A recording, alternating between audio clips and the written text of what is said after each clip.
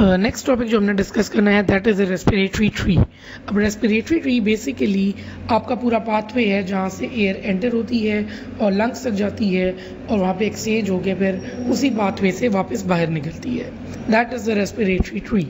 अब respiratory tree में आपने याद रखना है सबसे पहले कि it is divided into two zones. एक आ जाता है आपका कंडक्टिंग जोन। कंडक्टिंग जोन वो है जहाँ से सिर्फ एयर पास करेगी and it will reach the lungs, और दूसरा आ जाता है respiratory zone. Respiratory zone basically वो वाला पार्ट जहाँ पे आपका गैशियस एक्सचेंज भी होगा। तो कंडक्टिंग जोन आ जाता है, रेस्पिरेटरी जोन आ जाता है। अब पहले कंडक्टिंग जोन को डिस्कस करते हैं। कंडक्टिंग जोन जो है वो बेसिकली कंसिस्ट कर रहा होता है दो चीज़ों पे। एक आ जाती है आपकी लार्ज एयरवेज और एक आ जाती है small Airways. Large Airways basically आपकी नोज से शुरू होती हैं और ब्रोंकाई तक होती है, यानी कि यहाँ तक आपकी आएंगी लार्ज एयरवेज, और ब्रोंकाई से आगे यानी ब्रोंकियोल्स से लेके टर्मिनल ब्रोंकियोल्स तक ये आ जाती हैं आपकी स्मॉल एयरवेज। ठीक है, ये है आपका कंडक्टिंग जोन की division, large Airways and small Airways, और ये नोज से शुरू हो रहा होता है कंडक्टिंग जोन आपका। अब इसमें जो नेक्स्ट चीज़ आपने याद रखनी है वो ये है कि इसका क्या काम है। इसका काम ये है पूरे कंडक्टिंग जोन का कि it basically warms, humidifies, warms,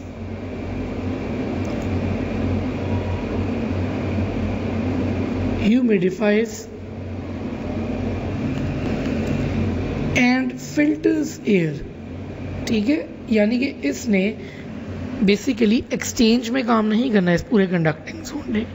ठीक है, तो ये बेसिकली पार्ट है आपके एनाटॉमिक डेड स्पेस का। डेड स्पेस का कॉन्सेप्ट इंशाल्लाह आगे के लेक्चर्स में आपको ज़्यादा क्लियर होगा। ठीक है, ये है आपका कंडक्टिंग जोन।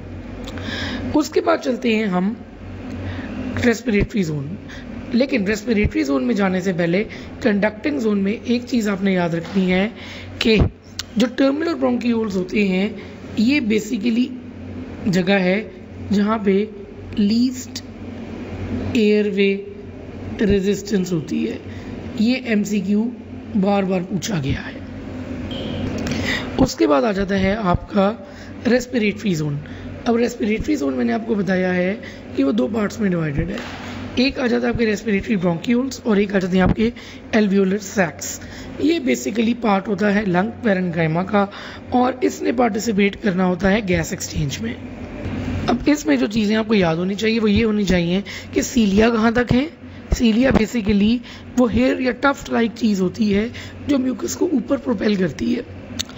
दूसरा कार्टिलेज कहाँ तक है, गॉबलेट सेल्स कहाँ तक हैं। ये चीज़ें बड़ी इंपॉर्टेंट हैं जो आपको पता होनी चाहिए। एक तो आपको ये पता होनी चाहिए कि कार्टिलेज, ये देखिए ये कार्टिलेज के रिंग्स हैं, ये कहाँ तक हैं, ये ब्रोंकाई तक है। तो कार्टिलेज ब्रोंकाई तक होती है, उससे आगे कार्टिलेज कहीं पे भी नहीं होगी, ना ब्रोंकियोल्स में, ना टर्मिनल ब्रोंकियोल्स में, ना रेस्पिरेटरी ब्रोंकियोल्स में, ना एल्वियोलर सैक्स में। सिर्फ ट्रेकिया और ब्रोंकाई में कार्टिलेज होगी, नंबर 1। नंबर 2, गॉबलेट सेल्स की बात करें तो गॉबलेट सेल्स भी ट्रेकिया और ब्रोंकाई तक ही हैं। जहाँ तक कार्टिलेज है वहाँ तक ही गॉबलेट सेल्स हैं। ठीक है, इससे आगे जो गॉबलेट सेल्स हैं they are converted to another type of cell called Clara cell. ठीक है, तो अगर कोई आपसे पूछता है कि कार्टिलेज कहाँ तक है तो कार्टिलेज इज टिल ब्रोंकाई। अगर कोई आपसे पूछता है कि गॉबलेट सेल्स कहाँ तक हैं तो goblet cells are till bronchi, और ब्रोंकाई से आगे आगे, यहाँ से आगे आगे ये बन जाते हैं क्लारा सेल्स। क्लारा सेल्स क्या हैं? क्लारा सेल्स बेसिकली सेल्स होते हैं जो सिक्रीट करते हैं सिक्रीटरी प्रोटीन और सर्फेक्टेंट कंपोनेंट्स। ठीक है, इनका क्या काम होता है, इन्होंने डिटॉक्सिफाई करना होता है इनहेल्ड सब्सटेंसेस को बाय साइटोक्रोम P450 मैकेनिज्म। तो बेसिकली क्लारा सेल्स का काम है डिटॉक्सिफाई करना। ठीक है, और इससे ऊपर आपके हैं गॉबलेट, ये भी आपको पता होना चाहिए। ठीक है, अगली चीज़ जो आपको पता होनी चाहिए वो ये है कि सीलिया कहाँ तक होते हैं। देखिए अभी तक आपको पता है कि गॉबलेट सेल्स कहाँ तक होते हैं, अभी तक आपको पता है कार्टिलेज कहाँ तक होती है, अभी तक आपको ये पता है क्लारा सेल्स कहाँ से शुरू होती हैं। ठीक है, अगली चीज़ जो लास्ट चीज़ आपको इम्पॉर्टेंट है इसमें याद रखनी, वो ये है कि सीलिया कहाँ तक होते हैं। सीलिया जो हैं वो रेस्पिरेटरी ब्रोंकियोल तक होते हैं,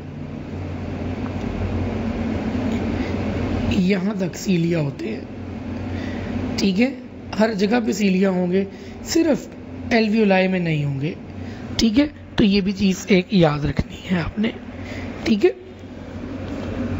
इसके अलावा आपको एपिथीलिया पता होनी चाहिए कि कौन सी एपिथीलिया किस जगह पे मौजूद होती है। जो आपकी बेसिकली ब्रोंकाई होते हैं, ठीक है, जो ब्रोंकाई होते हैं या ब्रोंकस होते हैं, ठीक है, वहाँ पे आपकी होती है pseudo stratified ciliated columnar cells, pseudo stratified ciliated columnar cells, ठीक है। और बेसिकली ये एक्सटेंड कर रही होती है till the beginning of the bronchioles, ठीक है, बल्कि till the beginning of the terminal bronchioles, यहाँ तक सूडो स्ट्रेटिफाइड कोलमनर एपिथेलियम होती है। इससे आगे ये क्यूबॉइडल सेल्स में कन्वर्ट हो जाती है, ठीक है। तो सूडो स्ट्रेटिफाइड कोलमनर एपिथेलियम, इससे आगे क्यूबॉइडल सेल्स में कन्वर्ट हो जाती है, ठीक है। उसके बाद रेस्पिरेटरी ब्रोंकियोल्स में भी क्यूबॉइडल सेल्स ही रहते हैं, ठीक है। और अल्टीमेटली एल्वियोलाई में जाके स्क्वेमस सिंपल स्क्वेमस हो जाती है, ठीक है, क्योंकि यहाँ पे एक्सचेंज होना होता है। तो दोबारा से इसको मैं किसी और रंग से डिनोट कर देता हूँ। Let me use this. Pseudo stratified columnar epithelium होती है आपकी टेल ब्रोंकियोल्स, इससे आगे आपकी आ जाती है क्यूबॉइडल सेल्स, और उसके बाद आ जाता है simple squamous in the alveolar sacs, ठीक है। ये अगर आपको चीज़ें याद हैं then you will end up getting most of the MCQs right regarding the respiratory tree. अब चलते हैं इनके एमसीक्यूज की तरफ या वन लाइनर्स की तरफ जिस तरीके से पूछे गए हैं ये, लेकिन ये जो चीज़ें मैंने आपको बताई हैं ये आपको याद होनी चाहिए, ठीक है। इन रेस्पिरेटरी ब्रोंकियोल क्यूबॉइडल होती है, फिर बाद में स्क्वेमस होती है अंटिल एल्वियोलाई, हमें पता है। Goblet cells change to Clara cells in the terminal bronchiole, ये भी हमें पता है। Goblet cells are absent in the terminal bronchiole, ये भी इंपॉर्टेंट है, ठीक है, कि गॉबलेट सेल्स देखिए यहाँ तक है ना, तो उससे आगे कहीं भी नहीं है। तो किसी इस अंदाज में पूछ सकते हैं कि कहाँ पे गॉबलेट सेल्स नहीं है, ठीक है। और mucus is not secreted by terminal bronchioles, क्योंकि यहाँ पे आपके गॉबलेट सेल्स मौजूद ही नहीं है, ठीक है। तो गॉबलेट सेल्स ने ही आपका